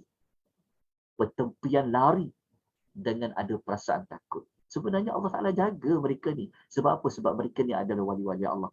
Macam mana boleh dapat jadi wali-wali Allah? Dia jawapan dia. Yang ayat 63 jawapan dia.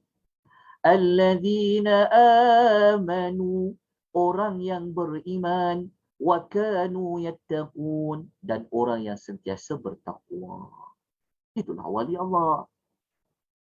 Bukanlah wali Allah yang mesti orangnya pelik-pelik, pakaiannya mesti macam orang gila ke apa ke contoh. Tak. Wali-wali Allah ni Allah bagi tahu siapa dia. Alladzina amanu. Orang yang beriman. Apa lagi? Wa kanu yattaqun. Orang yang sentiasa bertakwa. Maknanya nak jadi wali Allah Ta'ala ni buat apa yang Allah suruh, tinggal apa yang Allah larang. Tapi ada wali-wali Allah yang orang kata dia tu wali Allah, wali sekianlah. Sedangkan pada kehidupan dia nampak macam semayang pun tidak, tutup aurat pun tidak. Contoh, takkan dia wali Allah? Tapi kata tak, dia tu wali. Penilaian kita tidak sama seperti pada penilaian Allah. Disebabkan ayat inilah kita jadikan tindakan yang kedua, kita kena berusaha menjadi wali-wali Allah. Kalau kita jadi wali Allah, Allah Ta'ala kata kau jangan takut, kau tak akan bersedih. Siapa dia? Beriman dan sentiasa bertakwa. So, kalau kita beriman kepada Allah, benar-benar iman, kita sentiasa berusaha mencari jalan supaya kita tidak termasuk dalam kemurkaan Allah, kemarahan Allah, tak dimasukkan dalam neraka. Itulah orang bertakwa, maka mereka akan jadi wali Allah. Allah bagi apa kepada mereka? Lahumul busyra fil hayati dunya wa fil akhirah. Allah Ta'ala kata apa? Bagi mereka itu berita yang menggembirakan dalam kehidupan dunia dan juga di hari akhirat. Okey, dapat pengertian wali Allah. Dapat tak ciri-ciri wali Allah Ta'ala? Wali-wali Allah Ta'ala ni, ayat ni tak kata lelaki je, tak. Termasuk perempuan. Sekejap lagi, saya akan tunjukkan tuan-tuan, siapakah wali Allah di kalangan orang perempuan. Jadi saya akan tunjukkan pada tuan-tuan ayat Quran dia. Tapi dapatkan dulu maklumat. Okay, jelas? Apa ciri wali-wali Allah dan apa kelebihan dia dapat. Okey, berdasarkan ayat-ayat ini, bolehkah kalau kita mengatakan pemuda-pemuda tadi mereka adalah wali-wali Allah? Jawapan dia adalah iyalah. Sebab mereka mempunyai ciri-ciri ayat 63 dan kita pun dah dapat bukti apa yang Allah Ta'ala kata pada ayat nombor 62 sudah terbukti pada ayat nombor 18. Okay. Jelas kawan? Dapat ya? Maklumat ni. Jadi kita jangan kita duk faham wali-wali yang pelik-pelik. Tak. Wali ni manusia biasa. Semua orang boleh mendapat gelaran wali-wali Allah Ta'ala. Tapi dengan syarat ini. Okey, jelas? Dapat Okey, sekarang kita sambung lagi. Okay, kita sambung dengan hadis Nabi. Hadis ni dia akan hadis ni memberikan kita jawapan. Macam mana lagi saya kena buat? Kalau tadi tu beriman dan dia bertakwa saja. Umum. Okey, hadis ni ada dalam himpunan hadis-hadis 40 An-Nawawi. Hadis ni Nabi sebut macam mana cara nak jadi wali Allah. Okey, kita baca hadis ni baik-baik. Hadis ni sabda Nabi SAW, riwayat Bukhari. Nabi SAW bersabda. Ini saya terus pergi kepada, waktu dia lagi dah. Okey, waktu sikit lagi. Okey. Hadis ni Nabi kata macam ni. Nabi kata, sesiapa yang memusuhi seorang waliku, saya pergi pada terjemahan terus ya. Sesiapa yang dia bermusuh dengan seorang waliku, maka sesungguhnya aku akan isytiharkan perang kepada dia. Bahaya kalau kita ganggu wali Allah Ta'ala. Tapi wali Allah Ta'ala tadi itu siapa? Kita jangan ingat, macam saya sebut tadi itulah, jangan ingat pelik-pelik tadi. Okey. Lepas tu Allah Ta'ala kata, Allah Ta'ala bagi tahu macam mana dia boleh jadi wali. Allah kata, hamba-Ku tidaklah mendekatkan diri kepadaku dengan melakukan sesuatu yang lebih aku sukai berbanding apa yang telah aku fardukan ke atasnya. Faham tak? Maksudnya Nabi bagi tahu kepada kita tentang hadis ni. Allah Ta'ala bagi tahu apa? Allah Ta'ala bagi tahu dalam banyak-banyak amalan, yang amalan tu boleh mendekatkan diri kita kepada Allah, yang Allah sangat sukai adalah buat semua perkara yang Allah fardukan ke atas dia. Itu Allah Ta'ala suka. Lepas tu Allah Ta'ala bagi tahu, hamba-Ku sentiasa mendekatkan dirinya kepadaku dengan mengerjakan amal-amal sunat sehingga aku jatuh cinta kepadanya. Kalau dekat sini, Allah Ta'ala suka. Kalau dekat sini, naik satu lagi darjat, Allah mencintai dia. Allah jatuh cinta kepada dia. Maknanya, ada manusia ni, dia dekatkan diri kepada Allah, dia tambah lagi, bukan buat yang fardu je. Yang fardu tu maksudnya yang wajib kita buat, yang kita tinggalkan apa Allah larang, bentuk haram dan sebagainya kan. Dia buat benda tu, Allah Ta'ala dah suka. Tetapi dia buat lagi benda-benda yang Allah tidak fardukan yang sunat, kata Allah, aku jatuh cinta kepada dia. Nampak? Faham hadis ni? Okey. Maknanya, kalau kita buat sesuatu yang Allah fardukan, kita akan jadi wali Allah. Kalau nak kuat lagi dekat untuk jadi wali Allah, buat apa yang Allah sunatkan pada ayat ni. Lepas tu kata Allah, apabila aku dah cinta dia, aku akan menjadi telinganya yang dia mendengar dengannya. Aku akan menjadi matanya yang dia melihat dengannya. Aku akan menjadi tangannya yang dia bertindak dengannya, dan kakinya yang dia berjalan dengannya. Demi aku, kata Allah bersumpah, jika dia minta sesuatu daripadaku, pasti aku akan beri. Ni orang kata wali-wali doa je mustajab. Iyalah. Allah kata, jika dia minta sesuatu daripadaku, pasti akan kuberikan. Demiku, jika dia minta perlindungan denganku, pasti aku akan melindungi. Ashabul Kahfi, dia minta tak kepada Allah sesuatu? Kita dah ulah dah sebelum ni. Betul tak? dia minta rahmat, dia minta mursyidah, betul tak? Allah kabulkan tak? Allah kabulkan.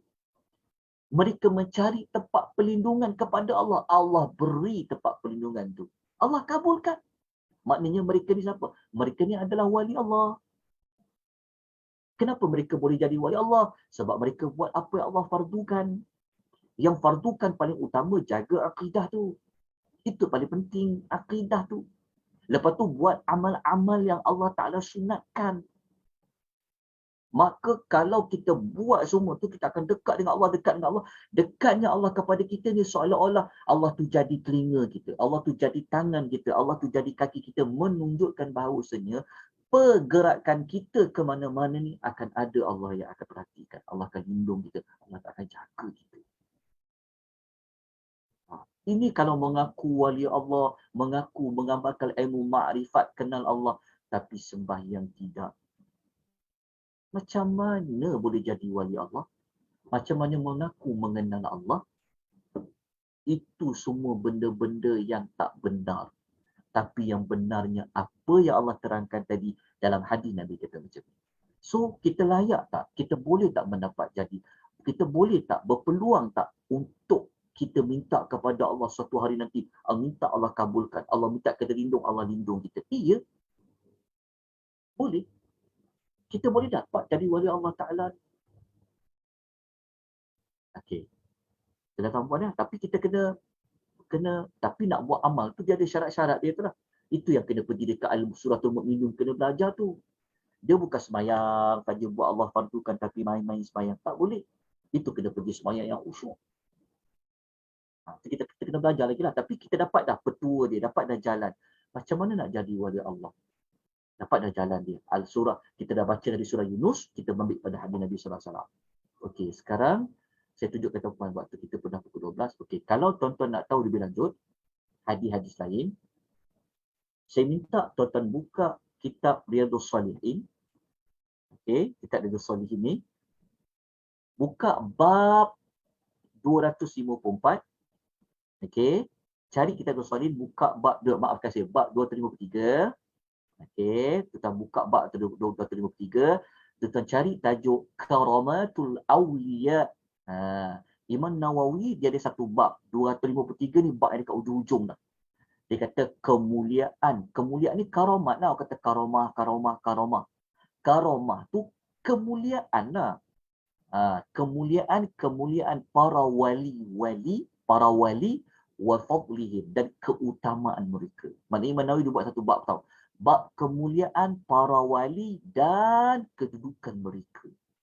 Cari bab 253, kita akan jumpa ada beberapa hadis Nabi yang menyebutkan siapa di antara contoh manusia yang mereka jadi wali Allah.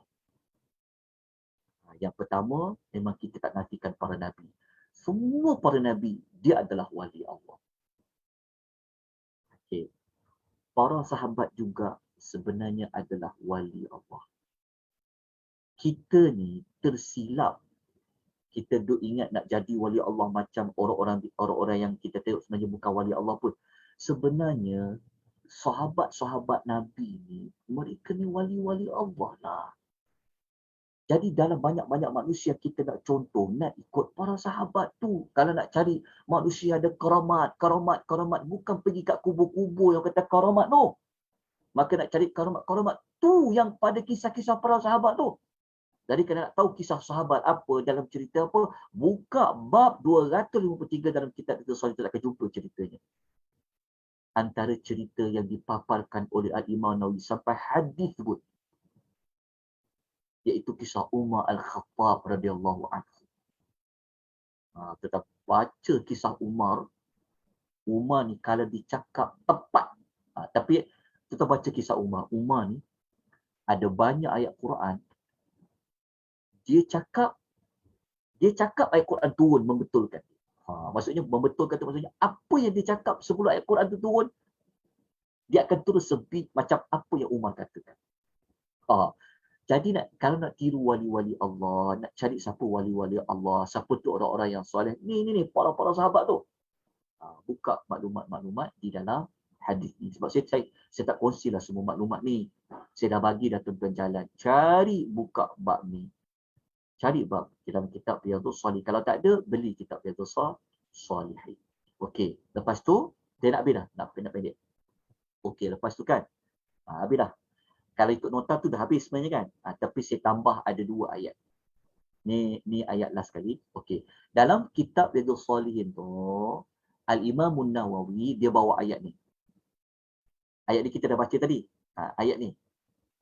Ayat ni kita dah baca tadi dah. Saya dah bawa ayat ni. Ayat ni Nawawi bawa ayat ni. Ayat ala inna awliya ni diletakkan dalam kitab tadi tu, dalam bab 2053 tadi. Tapi kita dah baca dah, alhamdulillah. Kemudian Al-Imam Nawawi, sekejap. Ada soalan tu. Sekejap sikit ni. Nak habis dah. Ya. Okey, lepas tu kalau kita baca dekat sini, Imam Nawawi dia bawa contoh lain. Dia bawa ayat surah Al-Imran dengan surah Maryam.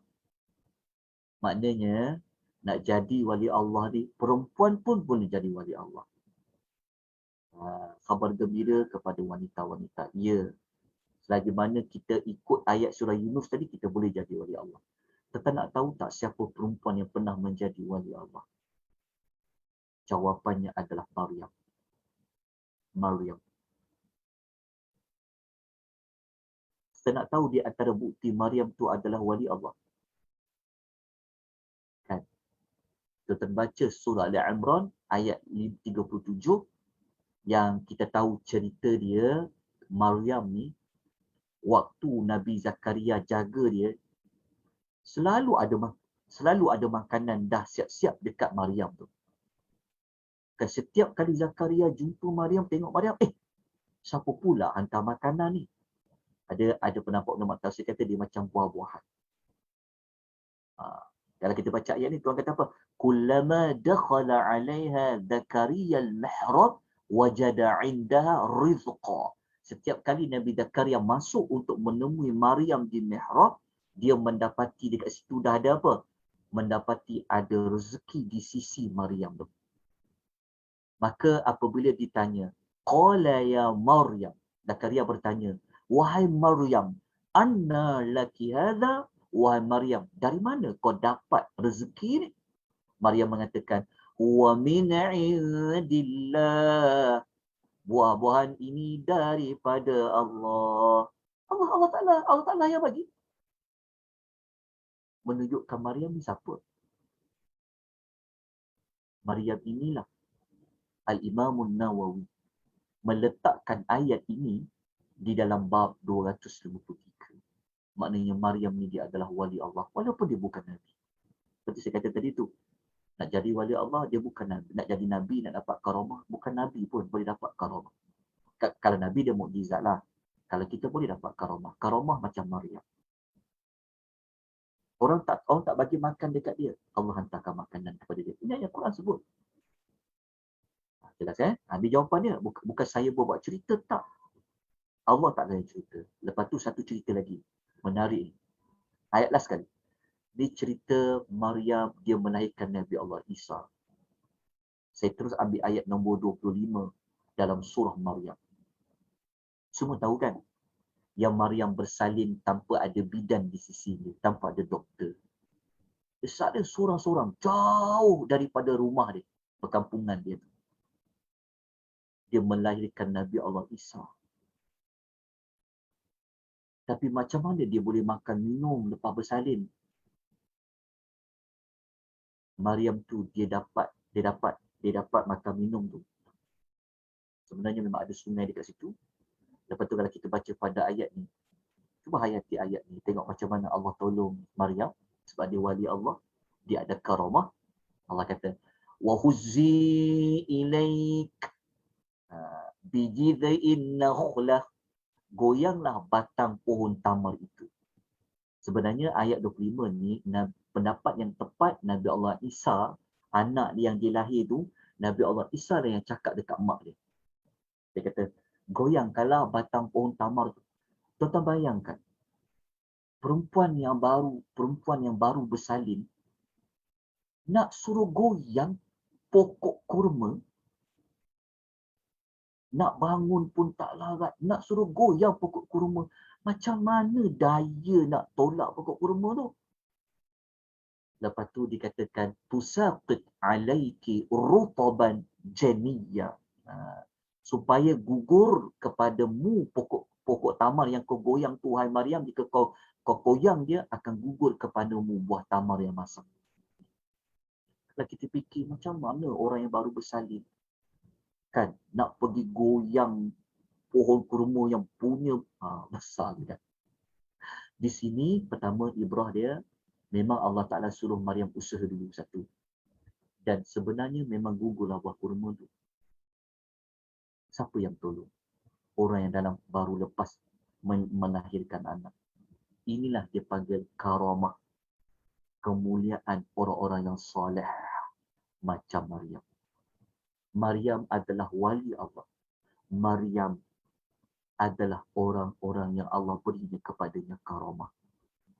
Sebab tu Al-Imam Nawawi, dia ambil ayat ni, dia letak di dalam bab 253, karamah awliya dan keutamaan mereka. Jadi kena tahu cerita lebih lanjut, apa yang berlaku kepada Umar dan sahabat-sahabat yang lain, kita buka hadis-hadis tu. Jadi, kita dah tamat untuk ayat nombor 18 dengan dua tindakan yang perlu kita buat. Ya, nanti baru kita masuk ayat nombor 19. Ayat 19, minggu hadapan, insya-Allah kita akan bincangkan pada ayat nombor 19. Dan cerita Ashabul Kahfi ni dah memang nak habis dah. Tapi kita akan mantapkan dengan pengajaran ini. Setiap daripada ayat tu kita akan bawakan. Sekejap, ayat nombor 19 kan. Cerita Ashabul Kahfi ni minggu depan ya, kita sambung ayat nombor 19 dengan ayat nombor 20. Ayat 19, ayat nombor 20. Ya, kita akan bincang ayat 19 20 dengan pengajaran dan tindakan. InsyaAllah. Okay. Jadi, Alhamdulillah, dengan rahmat dan kasih sayang Allah, hidayatul taufiq daripada Allah SWT, kita boleh kekal sehingga pun kita boleh bersama-sama lagi sehingga jam 12.11 dan saya minta maaf, dah panjang sangat dah. Dah sampai tu, dan kita mula tadi 10.30, 11.30. Dah dekat 1 jam suku dah. Okey. Alhamdulillah, rahmat dari Allah Subhanahu Wa Taala. Okey, ada separuh soalan tak nak tanya kita? Kita tengok dekat chat sekejap ya. Kenapa penting bersama dengan orang yang soleh? Tak boleh ke jadi soleh sendiri-sendiri ke Ustaz? Okey, jawab. Memanglah kita menjadi orang soleh tu sendiri-sendiri. Tetapi yang kita nak masuk ke orang soleh tadi tu dari sudut, kalau maksudnya orang-orang yang soleh ni, kita juga boleh menumpang syafaat kepada mereka. Kita juga boleh mendapat kelebihan bersama dengan orang yang soleh tadi. Kalau kita seorang saja yang soleh, memanglah diri kita memang kita menjadi orang yang soleh. Lepas kita kata berusaha menjadi orang yang soleh dan bersama orang yang soleh. Bersama dengan orang yang soleh ni, dia faktor dia, kita ni banyak kelemahan. Kadang iman kita turun, kadang iman kita naik. Kadang-kadang kita lupa. Jadi kalau kita berkawan dengan orang yang soleh, ada orang bagi ingatkan kita, ada orang tambah ilmu pada kita, ada orang bagi nasihat kepada kita. Sebab tu penting juga kita hidup berkawan dengan orang soleh, sebab dekat dunia ni kita tak duduk seorang-seorang. Betul tak? Kita tidak seorang diri. Kita memang kena bersama dengan orang-orang yang lain. Okey, kemudian kita tengok dekat sini. Apakah maksud aulia dalam bahasa Melayu? Wali-wali. Wali tu memanglah salah satu maksudnya penjaga wali waktu akad nikah. Wali songo tu wali 9 kot. Songo tu saya tahu dalam bahasa Jawa apa. Kita tak tahulah wali tu, moga-moga dia memang dah wali. Kita boleh mencontohi wali-wali yang soleh dari sudut amal mereka. Bukan dari sudut kita nak kena batabarruk pula, tidaklah kita menyembah mereka pula, tidak, tapi kita boleh mencontohi wali-wali yang soleh dari sudut amal mereka. Okey, lepas tu kita tengok. Adakah semua wali Allah diberikan karamah? Boleh bagi karamah tak? Tadi saya dah sebut dah karamah tu. Karamah tu benda luar biasa. Ya, dia benda yang luar biasa. Benda-benda yang kalau macam para nabi, seperti saya sebut awal tadi, kalau para nabi dia dapat mukjizat. Sebab tu sesiapa yang faham pasal mukjizat, tentu dia akan faham pasal karamah. Bedanya karamah tu pada manusia yang bukan para nabi. Tapi kalau nabi dia dapat mukjizat. Maka antara contoh karamah tu yang macam ni lah. Yang kita dah bawa contoh kisah macam penghuni gua ni. Itulah karamah dia, contoh dia. Contoh dia, dia boleh selamat, badan mereka elok, kan mereka ditidurkan selama 300 tahun tu, itulah karamah dia. Allah jaga mereka sampai tak ada orang pun boleh jumpa dia. Kan selama 300 tahun tak ada orang boleh mencederakan mereka. Itulah karamah dia. Sebab tu kita jadikan kisah tu sebagai pengajaran. Termasuklah contoh karamahnya pasal macam Sayyidatina Maryam alaihi salam, kan. Dia dapat makanan ketika dia di mihrab, Nabi Allah Zakaria jaga dia. Termasuklah kisah dia boleh selamat melahirkan Isa, boleh sihat, ada tenaga walaupun sedang melahirkan Isa dengan ada makanan daripada pohon-pohon daripada taman tersebut. Okey. Kemudian bagaimana kita ada kawan yang sangat free thinking, begitu juga banyak perkara yang dia buat kita tahu tak betul. Untuk kita baru hati belajar ilmu akhirat ni, siapa mana tanggungjawab kita tegur dia.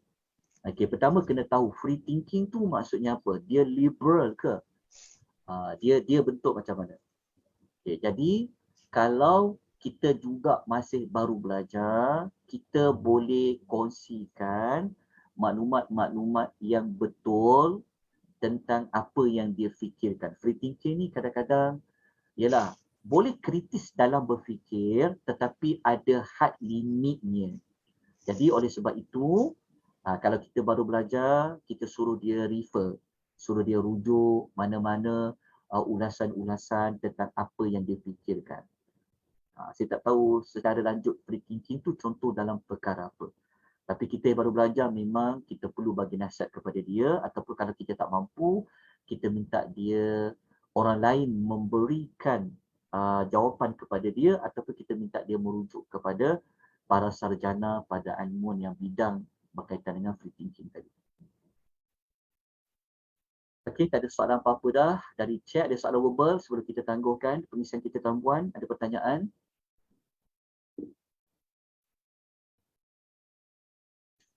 Ustaz, macam cari tak jumpa lah Ustaz. Yang Tak jumpa apa? dua apa tu? Bab tu. Bab apa?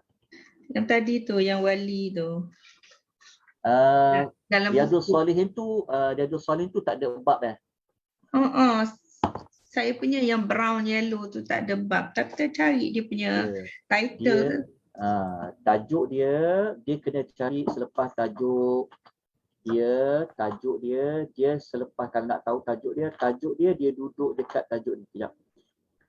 Dia selepas tajuk dalam Riyadhus Shalihin, bab tu dia letakkan selepas tajuk ni. Cari tajuk zikir-zikir. Lepas tu cari tajuk pasal doa-doa. Dekat dalam tu ada. Okey. Jadi tajuk besar dia, tajuknya tentang kelebihan zikir. Lepas tu cari tajuk tentang doa-doa. Jadi lepas tajuk doa-doa tu akan jumpa tajuk karamat aulia. InsyaAllah. InsyaAllah. Terima kasih Ustaz. Terima kasih. Apa pendapat Ustaz ada orang yang suka bercerita tentang kebaikan san ibadah? Apa kebaikan ibadah mereka? Contohnya bila berlaku satu kebaikan dikaitkan dengan orang yang tak putus. Contohnya bila berlaku satu kebaikan dia kaitkan dengan doanya yang tak putus dan sebagainya. Boleh? Boleh. Cuma jangan membawa kepada riak lah. Maksudnya contohnya dia buat ibadat, lepas tu dia suka berdoa, dia cerita pada orang, sebenarnya aku berdoa. Boleh. Untuk menceritakan kebaikan itu dari sudut untuk memberitahu kepada orang lain tentang kebaikan berdoa. Contoh kalau orang tanya pada kita, macam mana aku tengok engkau ni, aku itu tengok engkau ni hidup macam tak ada masalah je. Kan? Macam hidup engkau ni tenang aja pada kita. Kan? Jadi dia boleh kongsi pada kawan-kawan, lah sebenarnya aku tak ada benda pelik-pelik pun. Kan? Aku tak tinggal lah baca Quran setiap malam, contoh. Boleh. Boleh. Untuk mengajak orang lain kepada buat seperti mana kita lakukan. Tak menjadi satu kesalahan.